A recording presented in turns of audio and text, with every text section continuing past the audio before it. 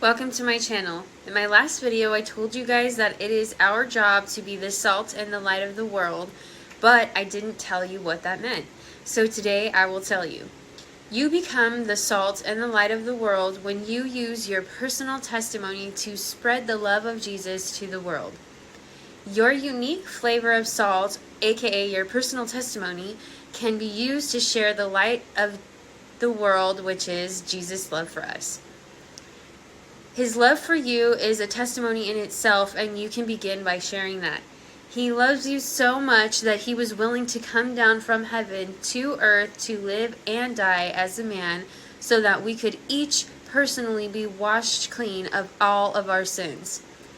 Sharing your testimony can be hard because nobody wants to reveal their shortcomings, but there is so much power in doing that. You become made new by realizing that you are more than your past.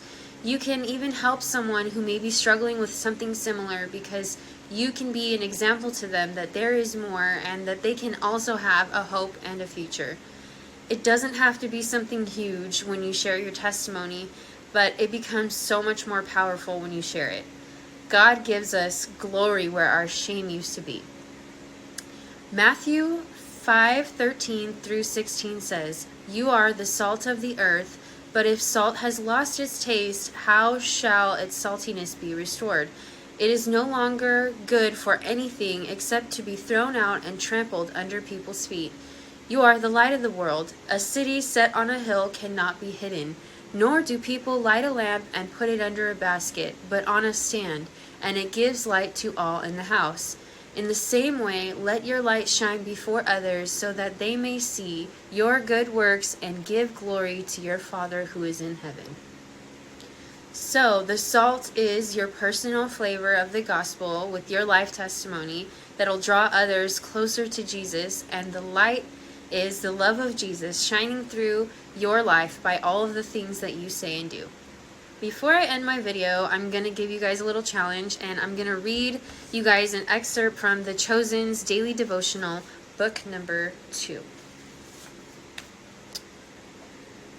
Being kind, joyful, and peace-filled because we're heaven-bound is absolutely counterculture. The typical response to insults and persecution is to hurl them back, to look out for our number one, to demand respect and never settle for second best, to get defensive or pouty, to speak our truth, especially when we sit behind a keyboard saying things we would never say to someone's face. Just as salt's flavor is diluted by water, our faith and resolve to live by it is also diluted by the world we live in. But as followers of Jesus, we're supposed to be different in all of the wonderful ways he was different. His words were humble, interesting, substantial, and timelessly true.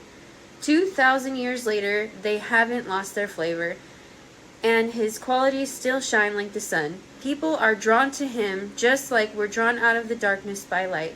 He loved people, he prayed for those who persecuted him, and he ultimately died for the very people who mistreated him. He was joy-filled because he knew what lay beyond that moment, and we can be like him. If you guys want to know more about this, I can give you info.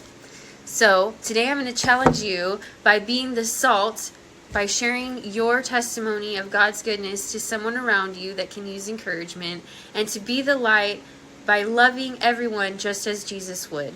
Thank you for watching, and may you be the salt and the light today.